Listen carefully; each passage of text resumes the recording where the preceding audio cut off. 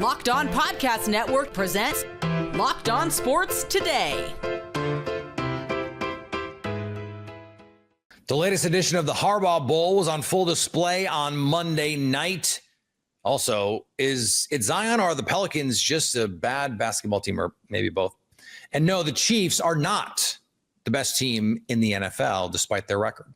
Today's episode is brought to you by FanDuel. Place your first $5 bet and you'll get started with $150 in bonus bets guaranteed. Visit FanDuel.com to get started. I'm Peter Bukowski, starting your day with the can't-miss stories and biggest debates in sports. You're Locked On Sports Today. Searching all major sports. Found. Let's start with the biggest story. The Baltimore Ravens and LA Chargers kicked off a battle of AFC contenders, ? On Monday night. We got plenty of fun between Justin Herbert and Lamar Jackson, a 30-23 Ravens win that, let's be honest, was not really that close in the second half. Kevin Ostreicher from Locked On Ravens joins me now. That raised your eyebrows a little bit there, Kevin. What did you make of Baltimore in this one? This is kind of, I know we're past Halloween. This is a little bit of a trick-or-treat Ravens team so far this year. Yeah, the offense is historic, and I know they had a hiccup against Pittsburgh last week, but I think coming into this game, everybody knew how important it was for both teams. Obviously, the Chargers, if they had won, would have a pretty firm grip on that 5 seed unless Kansas City somehow collapsed and they could somehow fall in that conversation. But with the way that's going, that's not happening. So the Chargers would have had a big leg up on that. But Baltimore, on the other hand, they needed this game because 5 AFC losses is something that not a lot of teams can recover from, especially with still a long way to go. And now you look at it, and Baltimore's in a good position because they took advantage of Jameis Winston's gift to them, beating Pittsburgh on Thursday night, and they now stand 1.5 games instead of 2 out of the division race. Obviously, a big rematch in Baltimore coming up in a couple of weeks there. But I agree with you. This game was not as close as the final score appeared, and I might look at the box score and say, oh, well, Lamar only had 177 passing yards. Oh, that's not that impressive. Well, Lamar made plays when it mattered. You know, that's the beauty of a Lamar Jackson-led offense is he can just kind of pick his spot. Sure, there are a couple of throws he would have loved to have back, but he made a couple of really good ones, including to Rashad Bateman and Mark Andrews on those 2 touchdown plays. But, I mean, this was the running game show for the Ravens. Derrick Henry just ran up and down on this Chargers defense, which is exactly what they were supposed to do. Los Angeles came in as a bottom 10 run defense and a pretty good pass defense, and Baltimore took advantage of that with their historic rushing offense. Justice Hill got involved in the action. And, of course, John Harbaugh stays undefeated against Jim. And me being an oldest brother personally, Peter, I will say the oldest brother or the older brother always wins. Yeah, as an oldest brother myself, I feel you there. It's not just the running game either. This is a maligned Baltimore Ravens passing defense, and for good reason. For as good as the run defense has been at times, the passing defense has been a major problem. Justin Herbert just 6.1 yards per attempt in this game, did not throw a touchdown pass in this game, only 218 yards passing in this game. What was working for Baltimore's passing defense? Because if they want to be an AFC contender, they got to get that buttoned up. If they want to beat Josh Allen, if they want to beat Patrick Mahomes, hell, if they want to beat Russell Wilson and the Pittsburgh Steelers, they got to get that figured out. They do, and I think the last couple of weeks have been very positive strides in that direction. And a lot of that has been essentially cutting their losses. They released Eddie Jackson over the weekend, and that was a signing that just did not work out and was apparently becoming far too big of a distraction. And, you know, if you want to be a championship team, you can't have distractions. And they've had a couple of instances in their secondary this season where guys have been distractions. And, for example, Marcus Williams, their $70 million man, just fell off the face of the earth here. It was great in his first 2 years with the Ravens when he was healthy, but has not played well this season. They made a decision to bench him. He no longer plays, and they put Ardarius Washington, an undrafted player who's now had a couple of years of experience in the league, and he next to Kyle Hamilton have really impressed as a duo with each other. They added Trey White, someone who I think a lot of people, myself included, were like, okay, this is a guy just for depth purposes if an injury happens. And I watched him play in LA. It wasn't great. Yeah, but here he comes. And last week has 2 great pass breakups on George Pickens and holds his ground tonight as well against the Chargers when you're talking about Monday Night Football. And that's a guy where Brandon Stevens has been struggling a little bit, getting his head around for the ball and giving up big plays. And this is a very penalized team, the worst in the league in terms of penalties. They need to get better in that regard, but you have Marlon Humphrey playing at an all-pro level again. Kyle Hamilton doing his thing. It's just the other pieces around them and some of the play calls that Zach Orr had at his disposal and just not getting beat in the middle of the field as often. It's not perfect right now, but I think they are on their way. They're taking steps to improving that unit. And you're right. If they want to be serious contenders, they have to. I'm not even asking for average. I don't even think anybody is. Just a tad below average with the way this offense can put up points. I think that makes a world of difference. You can stay up to date all here on the Baltimore Ravens by subscribing to Locked On Sports Today and Locked On Ravens on your favorite podcast app and on YouTube. Your Locked On Sports Today coming up. Zion Williamson or not, the Pelicans just aren't very good right now. Before we get to what's next for them, the cavalry is arriving for the Suns. Game Time has a new feature for your ticket buying experience called Game Time Picks that makes getting tickets to your favorite live events even easier. Game Time Picks filters out the fluff to show you only the incredible deals on great seats so you don't have to waste time searching through thousands of tickets. No one wants to do that. Curation makes it easier to save more, to save time, to save money on concerts, sports, comedy, theater, and more near you. You take the guesswork out of buying tickets with Game Time. Download the Game Time app. Create an account and use code Locked On for $20 off your first purchase. Terms do apply. Again, create an account and redeem code Locked On for $20 off. Download Game Time today. What time is it? Game time. The Phoenix Suns NBA Cup game on Tuesday night against the Lakers will be a little extra special as Kevin Durant and Bradley Beal will each return to the floor, according to a report by ESPN. Durant has been sidelined since November 8th with a calf strain, and Beal suffered his calf injury on November 12th against the Utah Jazz. Durant suffered the same injury he dealt with in the offseason ahead of helping team lead USA basketball to an Olympic gold medal in Paris. Both Durant and Beal completed consecutive days of full practice before Tuesday's game. The Suns are 1-6 this season without the two-time NBA Finals MVP. New England Patriots safety Jabril Peppers was removed from the commissioner's exempt list, the NFL announced on Monday. He pleaded not guilty in early October to charges including strangulation and drug possession. Peppers is now eligible to participate in team activities, including playing in games. We understand that the league's investigation into the matter will continue, as will the legal process. We will await the outcome of both before making any further comment. This from the Patriots in a statement. Peppers will stand trial on January 22nd. On the hardwood, Luka Doncic took a trip to the ATL. Down but not out, sick but not slain. The Dallas Mavericks, the injury bug and the illness bug literally is running through this team right now. Kyrie Irving was questionable coming into this game. Luka Doncic was out. Klay Thompson was out with an injury. Quentin Grimes out with an illness. Dante Exum was already out. Derek Lively only played 11 minutes left at halftime basically because of an illness as well. And Kyrie Irving steps up in a huge way. 22 points in the second half. Hit a bunch of really big threes to get the Mavs win over the Atlanta Hawks. Huge contribution and huge gutsy game from Kyrie Irving and from this entire roster, really. This Mavs team showed a lot of fight in this win against a pretty healthy Atlanta Hawks team. Big contributions from Jaden Hardy, who scored a season-high 23 points for him. Spencer Dinwiddie hit 4 threes out of nowhere, 22 points. He was bad last night shooting and then was great tonight, so who knows? And then, obviously, Najee Marshall still 22 points, 6 rebounds for him. A great game, gutsy win for the Dallas Mavericks. Stop me if you've heard this before. The New Orleans Pelicans are banged up. It's tough. They lose to the Pacers 114-110, and they fall to 4-14 on the season. No Zion Williamson, no Brandon Ingram. It is not a great vibe right now in New Orleans. Only with the Pelicans. Everywhere else in New Orleans, it's actually pretty good. Jake Madison, part of the Good Vibes crew in New Orleans right now, our host with Locked On Pelicans. And Jake, this team is staring down the brink of a lost season. How do they move forward from here? What is the prudent way to handle this season as they move toward the trade deadline and big decisions coming down the pike with this team? Yeah, I think they're going to try and compete. And honestly, I think that's the right move. I get the idea of this just being a lost season and maybe you just kind of shut everybody down, be bad, a la what Memphis did last year. And then they got the 9th overall pick, drafted Zach Edey, a guy that they really needed. And then they kind of look much better this year. I get all of that. But this is a team that does need to still evaluate the roster. And frankly, when everyone's healthy, they're just not going to be that bad. They'll be competitive. They will win some games.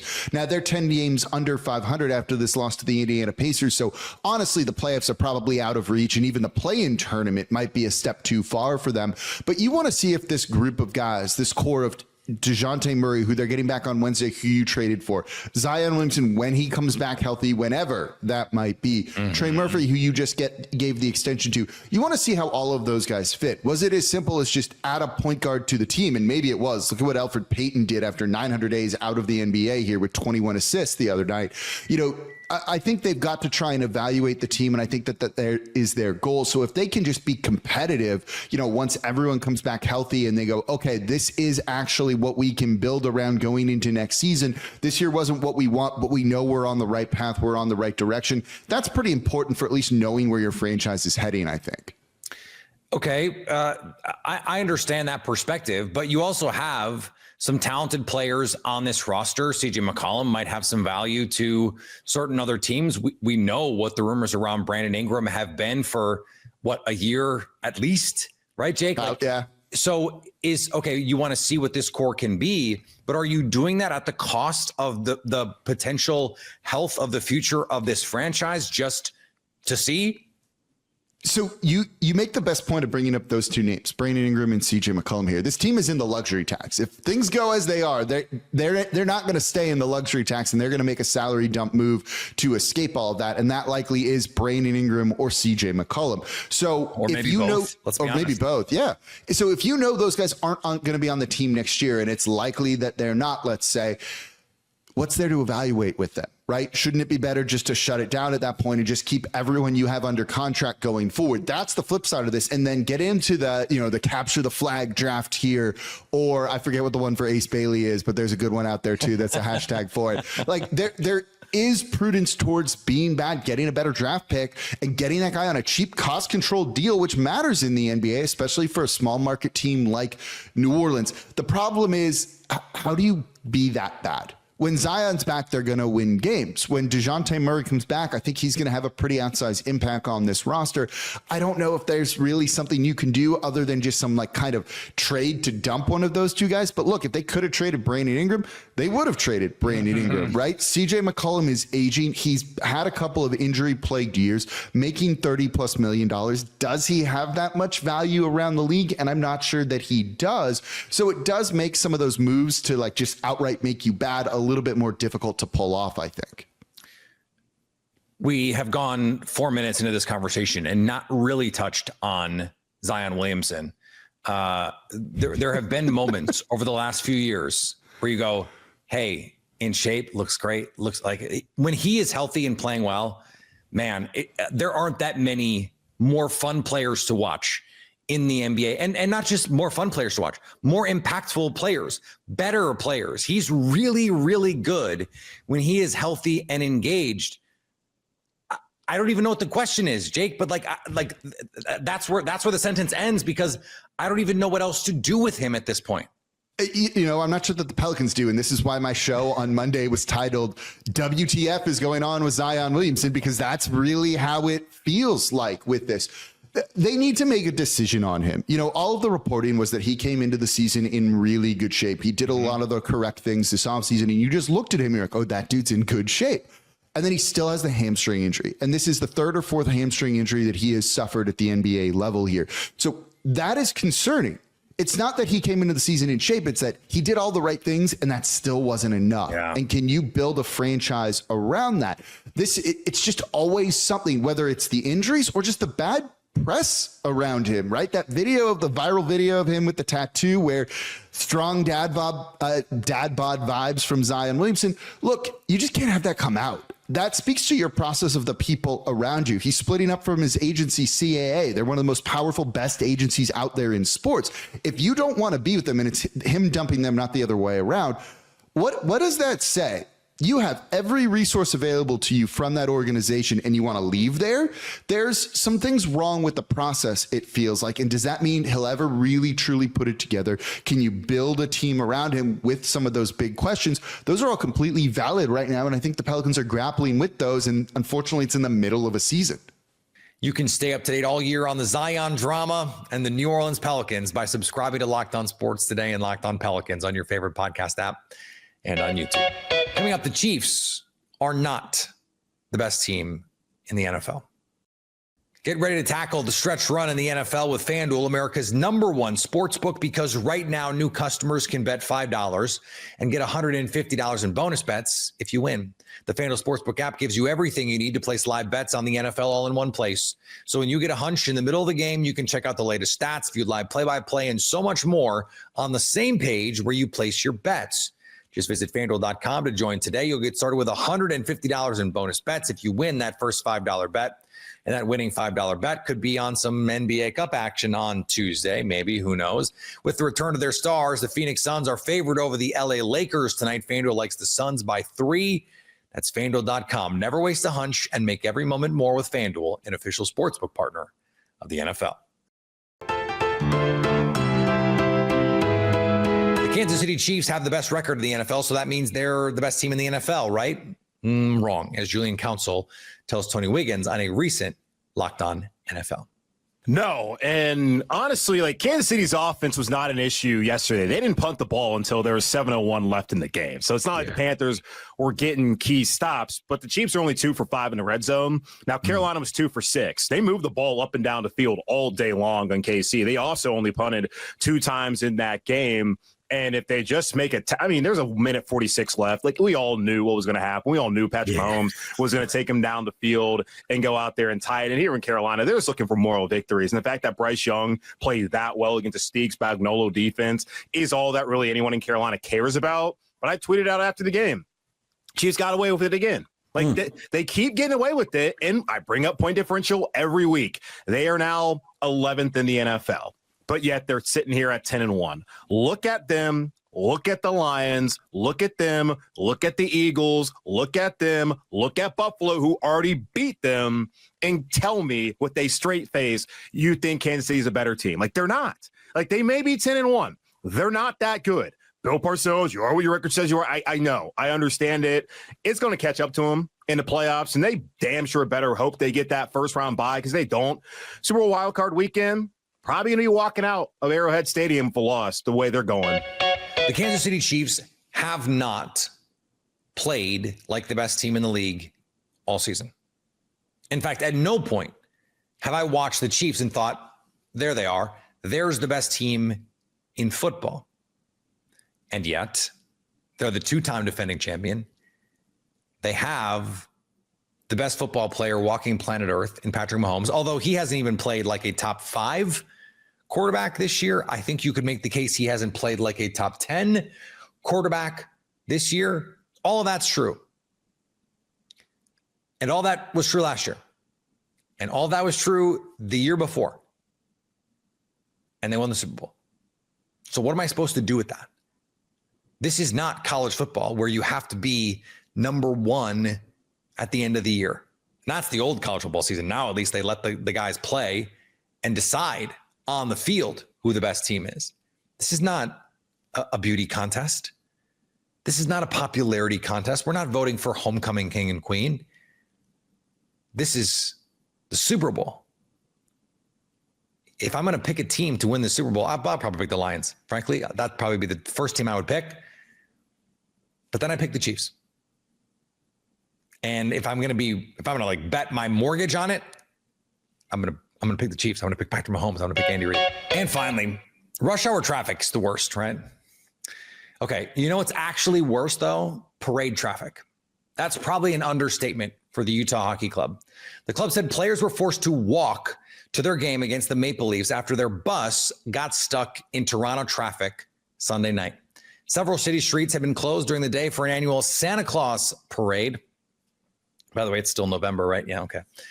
The team posted a video on social media of players walking to the Maple Leafs arena where they ultimately lost 3-2. You're probably thinking, what a crazy coincidence. Well, it's not the first time this has happened at this arena. In June, so no Santa Claus parade, presumably, former One Direction band member Niall Horan had to walk through traffic to get to his concert at the same arena. Get it together, Toronto. Get it together, Canada. If you're watching this episode after hearing your favorite Locked On show, make sure to subscribe to Locked On Sports Today on YouTube or wherever you get your podcasts so you never miss an episode. Also, if you're a new subscriber to Locked On Sports Today, we're here for you with the biggest stories in sports every day.